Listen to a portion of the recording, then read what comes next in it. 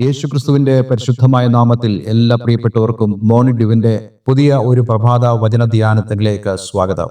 കഴിഞ്ഞ ദിവസങ്ങൾ നമുക്ക് വളരെ അനുഗ്രഹിക്കപ്പെട്ട ആത്മീക വചനചിന്തയിലൂടെ കടന്നു പോകാൻ തക്കോണം ദൈവം നമ്മെ സഹായിച്ചല്ലോ. നമ്മൾ കേവലം വചനം ചിന്തിക്കുക മാത്രമല്ല, നമ്മളുടെ ജീവിതത്തിൽ അതിനെ നമുക്ക് പ്രാവർത്തികമാക്കുവാനും സാധിക്കണം. എങ്കിൽ മാത്രമേ നമ്മൾ കേൾക്കുന്ന വചനം കൊണ്ട് എന്തെങ്കിലും പ്രയോജനം നമ്മുടെ ജീവിതത്തിൽ ഉണ്ടാവുകയുള്ളൂ. വിധക്കാരന്റെ ഉപമയിൽ കർത്താവ് യേശുക്രിസ്തു വളരെ വ്യക്തമായി പറയുന്നല്ലോ, നല്ല നിലത്ത് വീണ വിത്ത് അത് 30, 60, 100 മേനിയായി ഫലം കായ്ക്കുന്നു. നമ്മൾ ഓരോരുത്തരും നല്ല നിലമായി തീരണം.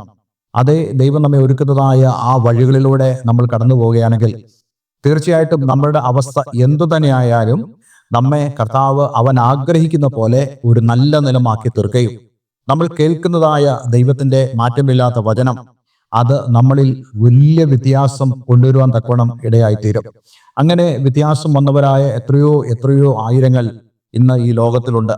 അവരിൽ ഒരാളെ പോലെ നിങ്ങൾക്കുമായി തീരുവാൻ സാധിക്കുമെന്നുള്ളതാണ് ഈ വചനധ്യാനത്തിന്റെ പ്രാരംഭത്തിൽ തന്നെ ഞാൻ നിങ്ങളോട് പറയുവാൻ ആഗ്രഹിക്കുന്നത്. കഴിഞ്ഞ ദിവസം നമ്മൾ ചിന്തിച്ചത് കർത്താവ് യേശുക്രിസ്തുവിന്റെ പ്രാർത്ഥനയിൽ യേശുവിന്റെ ആഗ്രഹം, അതേ ദൈവത്തിന്റെ ആഗ്രഹം ആ പ്രാർത്ഥനയിലൂടെ നമുക്ക് വെളിപ്പെടുന്നുണ്ട്. ആ പ്രാർത്ഥനയിലൂടെ ദൈവത്തിന്റെ ആഗ്രഹമായി നമ്മൾ കണ്ടത് നമ്മൾ എല്ലാവരും തന്നെ ഒന്നായി തീരണമെന്ന് കർത്താവ് ആഗ്രഹിക്കുന്നു. അത് എങ്ങനെയായിരിക്കണമെന്ന് യേശു പ്രാർത്ഥനയിലൂടെ തന്നെ നമ്മളോട് പറയുന്നുണ്ട്. യേശുവും പിതാവും ഒന്നായിരിക്കുന്ന പോലെ നാം ഒന്നായി തീരണം എന്നുള്ളത്. ഇത് ദൈവത്തിന്റെ വലിയൊരു പദ്ധതിയാണ്. പുതിയ നിയമത്തിന്റെ മൂലഭാഷയായ ഗ്രീക്കിൽ കൂട്ടായ്മയ്ക്ക് കൊടുത്തിരിക്കുന്നതായ പദം കൊയിനോനിയ എന്നൊരു പദമാണ്. ആ പദത്തിന്റെ അർത്ഥം എന്ന് പറയുന്നത് ഒരു പൊതുവായ കാര്യത്തെ ഒരുമിച്ച് ഒരേപോലെ തന്നെ പിടിച്ച് മുന്നോട്ട് പോകുന്നതായ ആളുകൾ ഒരേ ലക്ഷ്യത്തിലേക്ക്. അത് നമുക്ക് എല്ലാവർക്കും അറിയാം. കർത്താവ് യേശുക്രിസ്തുവിന്റെ ക്രൂശിലെ മരണം മൂലം നമുക്ക് ലഭിച്ചതായ പ്രയോജനങ്ങളെ ഒരുമിച്ച് അനുഭവിക്കുന്നവരും ഒരുമിച്ച് പങ്കിടുന്നവരും, അതേപോലെ തന്നെ ക്രിസ്തീയ ജീവിതത്തിൽ നമുക്ക് ലഭിക്കുന്നതായ ആത്മീയ നന്മകളെ ഒരുമിച്ച് പങ്കിടുന്നവരുമായ ആ അവസ്ഥയിലുള്ള ആളുകളെയാണ് ഈ കൊയിനോനിയ അല്ലെങ്കിൽ കൂട്ടായ്മ എന്ന് വിളിക്കുന്നത്.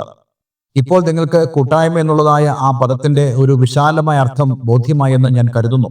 ആ ഒരു അർത്ഥത്തിൽ നമ്മൾ എന്താണ് ഒരുമിച്ച് ചെയ്യുന്നത്, നമ്മൾ എന്താണ് അനുഭവിക്കുന്നത്, ഞാൻ പല കാര്യങ്ങൾ നിങ്ങളോട് ഈ ദിവസങ്ങളിൽ പങ്കിടുവാൻ ആഗ്രഹിക്കുന്നുണ്ട്. അത് സംബന്ധിച്ച് ഞാൻ ഈ വിഷയത്തെക്കുറിച്ച് പഠിക്കുവാൻ തുടങ്ങിയപ്പോൾ എൻ്റെ ഹൃദയത്തിലേക്ക് ആദ്യം വന്നതായ ഒരു കാര്യം, അതായത് നമ്മളുടെ കൂട്ടായ്മ, നമ്മൾ ഏതൊരു കാര്യമാണ് പൊതുവിൽ പങ്കിടുന്നത് എന്നുള്ള ഒരു വിഷയത്തിൽ ആദ്യമായി എൻ്റെ മനസ്സിലേക്ക് വന്നത് ആരാധന എന്നുള്ള വിഷയമാണ്.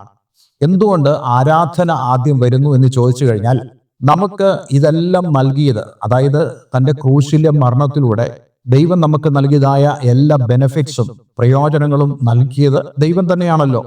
ഇത് മാത്രമല്ല, നമ്മളുടെ ജീവന്റെ ആധാരവും നമ്മുടെ സൃഷ്ടിതാവും, അതേപോലെ തന്നെ നമ്മളുടെ നിത്യത, അതായത് നമ്മുടെ ഈ ഭൂമിയിലെ ക്ഷണിക നേരത്തെ ഈ വാസത്തിന് ശേഷം നമ്മൾ കടന്നു പോകേണ്ടത് ആ സ്വർഗീയ മഹിമയിലേക്കാണ്, ദൈവത്തിന്റെ അടുക്കിലേക്കാണ് എന്നുള്ള വസ്തുത തിരിച്ചറിഞ്ഞ് അതിന് കാരണമായി തീരുന്നതായ ദൈവത്തെ നമ്മൾ ബഹുമാനത്തോടെ, അതേ ഭയത്തോടെ അവനെ കാണാനും അതേപോലെ തന്നെ അവന് അർഹിക്കുന്നതായ നിലയിലുള്ള ബഹുമാന ആദരവുകൾ കൊടുക്കുന്നതായ ഒരു കാര്യമാണ് ആരാധന എന്ന് പറയുന്നത്.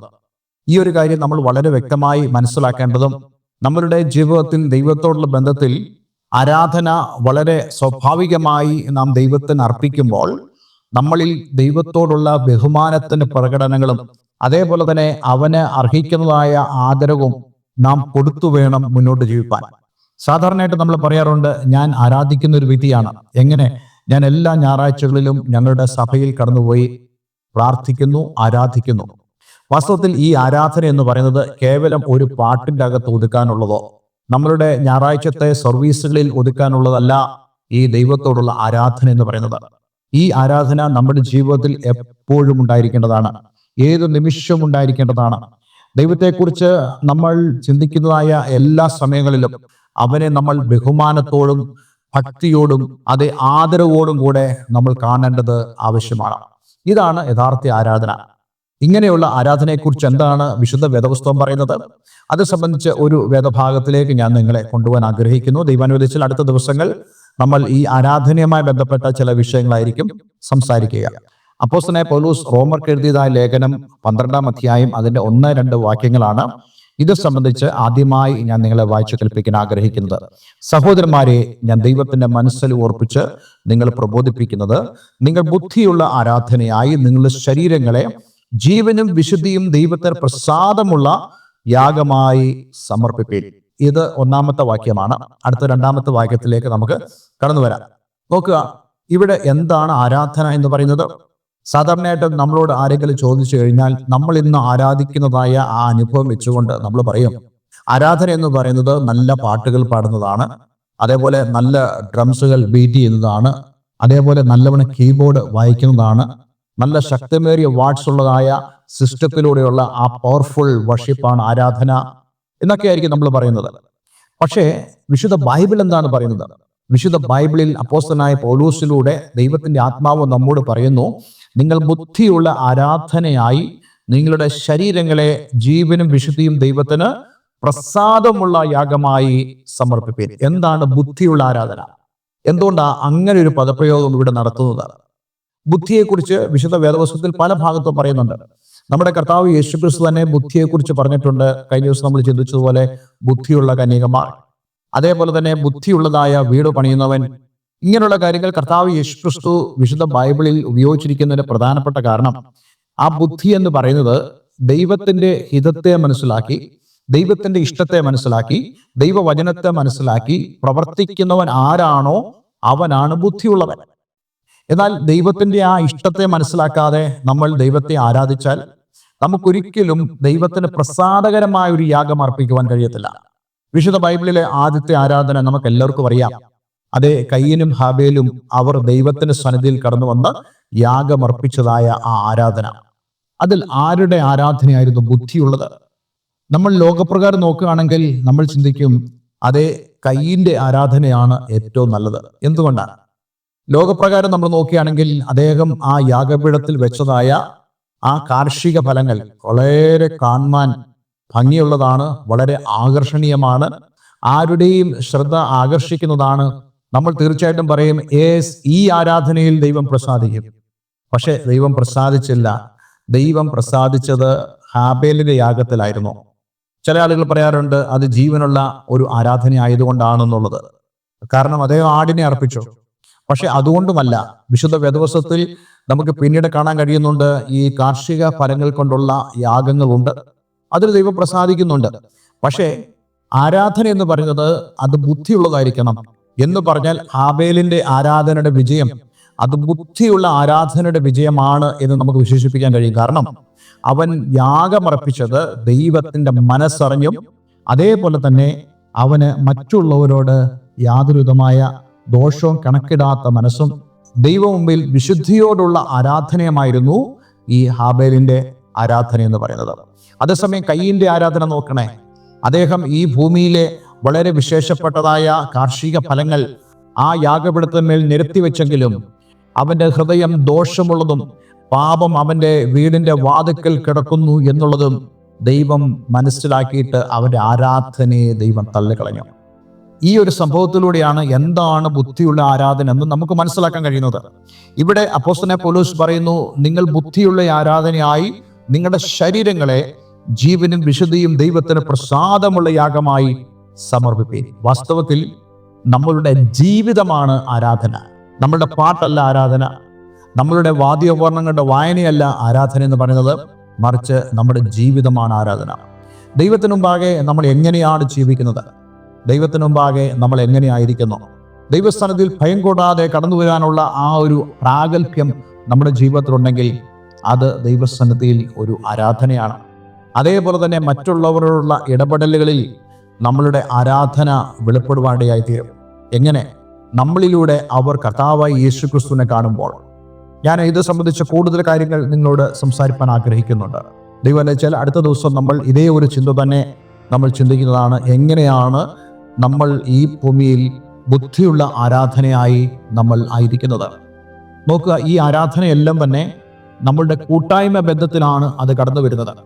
നമ്മൾ ഓരോരുത്തരും നമ്മളുടെ സഹോദരങ്ങളോടൊപ്പം, അതേ നമ്മുടെ ആത്മീയ സഹോദരങ്ങളോടൊപ്പം ഇപ്രകാരം വിശുദ്ധിയുടെ ഒരു ജീവിതം, തമ്മിൽ വൈരാഗ്യം വയ്ക്കാത്തതായ, തമ്മിൽ ദേഷ്യം കണക്കിടാത്തതായ, അതേ സ്നേഹത്തെക്കുറിച്ച് അപ്പോസ്തലൻ പൗലോസ് വിശദമാക്കുന്ന പോലെ ചീർക്കാത്തതായ, ദോഷം കണക്കിടാത്തതായ അതേ ആ സ്നേഹത്തിൻ്റെ മനോഭാവം നമ്മളിൽ വരുമ്പോൾ അതാണ് ശരിയായിട്ടുള്ള ആരാധന, ദൈവം നമ്മളെ പ്രസാദിക്കുന്നതായ ആരാധന.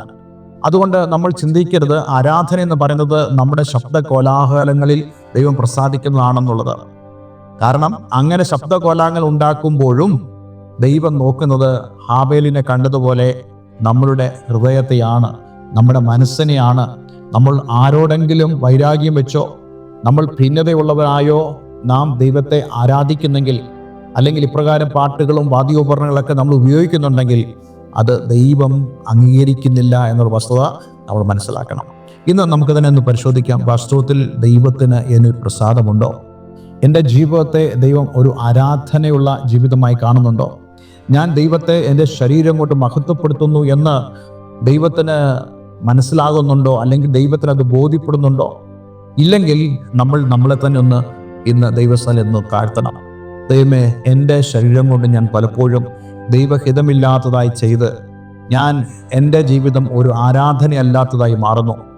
ദൈവത്തിന് എന്നെ നോക്കുമ്പോൾ വളരെ പ്രയാസകരമേറിയ ഒരു സാഹചര്യത്തിലായിരിക്കുന്നു ഞാൻ എന്ന് നമുക്ക് നമ്മെ തന്നെ ഒന്ന് പരിശോധിച്ച് തിരിച്ചറിയാം. ഞാൻ ഈ സന്ദേശങ്ങൾ പറയുമ്പോൾ നിങ്ങളെ തന്നെ ഒന്ന് പരിശോധിക്കണം. തീർച്ചയായിട്ടും അങ്ങനെ പരിശോധിക്കുമ്പോൾ മാത്രമേ ഈ വചന കേൾവി കൊണ്ട് എന്തെങ്കിലും ഒരു പ്രയോജനം നമ്മുടെ ജീവിതത്തിൽ ഉണ്ടാവുകയുള്ളൂ. അതിനുവേണ്ടിയുള്ള ഒരു സമർപ്പണം, പ്രാർത്ഥനയും ഇന്ന് നമ്മുടെ ജീവിതത്തിൽ ഉണ്ടാകട്ടെ. ഒരു നിമിഷം നമുക്ക് പ്രാർത്ഥിക്കാം. സ്വർഗീയ പിതാവേ, എന്ന് ഞങ്ങളെ കൽപ്പിച്ച വളരെ അനുഗ്രഹിക്കപ്പെട്ട സന്ദേശത്തിനായി സ്തോത്രം. കർത്താവേ, ഞങ്ങളുടെ കൂട്ടായ്മയിൽ ഞങ്ങൾ എല്ലാവരും തന്നെ ദൈവത്തിൻ്റെ മുമ്പാകെ, ഞങ്ങളെ സൃഷ്ടിച്ചവനായ ദൈവത്തിന് മുമ്പാകെ, ഞങ്ങൾക്ക് വേണ്ടി ജീവൻ തന്നവനായ അങ്ങയുടെ മുമ്പാകെ, കർത്താവിൻ്റെ ക്രൂശുമരണം കൊണ്ടുള്ള എല്ലാ പ്രയോജനങ്ങളും അനുഭവിപ്പാൻ തക്കവണ്ണം യോഗ്യന്മാരാക്കിയ അങ്ങയുടെ ആ കൃപയെ ഞങ്ങൾ വർണ്ണിച്ചുകൊണ്ട് അങ്ങേ ആരാധിക്കുവാൻ ഞങ്ങളേവരെയും സഹായിക്കണമേ. പക്ഷേ കർത്താവെ, പലപ്പോഴും ഞങ്ങളുടെ ജീവിതം ബുദ്ധിയുള്ള ആരാധനയായി മാറാറില്ല. ഞങ്ങളുടെ ജീവിതത്തിൽ പലപ്പോഴും പാപം ചെയ്യുന്നവരും ദൈവത്തിൽ നിന്ന് അകന്നു നിൽക്കുന്നവരുമാണ്. ഇന്ന് ഈ വചനത്തിലൂടെ അങ്ങയുടെ ആത്മാവ് ഞങ്ങളോട് സംസാരിക്കുമ്പോൾ വാസ്തവമായിട്ടും ഞങ്ങളുടെ ജീവിതത്തിൽ വലിയ പരിവർത്തനം ഉണ്ടാകുവാൻ തക്കവണ്ണം അങ്ങ് ഇടയാക്കണമെന്ന് പ്രാർത്ഥിക്കുന്നു. പ്രാർത്ഥന കേട്ടതിന് നന്ദി. യേശുക്രിസ്തുവിൻ നാമത്തിൽ തന്നെ ആമേൻ, ആമേൻ. ഇന്നത്തെ വചനചിന്ത നിങ്ങളുടെ ജീവിതത്തിൽ വളരെ അനുഗ്രഹപ്രദമായി തീർന്നു എന്ന് ഞാൻ വിശ്വസിക്കുന്നു. ദയവായി ഈ സ്ക്രീനിൽ കാണുന്ന ഫോൺ നമ്പറുകളിൽ ഞങ്ങളെ വിളിക്കുക. നിങ്ങൾക്ക് വേണ്ടി ഞങ്ങൾ പ്രാർത്ഥിക്കുന്നതാണ്. നിങ്ങൾക്ക് ആത്മീയമായ കൂട്ടായ്മയ്ക്ക് ആഗ്രഹമുണ്ടെങ്കിൽ അതിനുള്ള അവസരമുണ്ടെന്ന കാര്യം ഓർപ്പിക്കുന്നു. എല്ലാവരും ദൈവം അനുഗ്രഹിക്കട്ടെ. Have A nice day. God bless you all.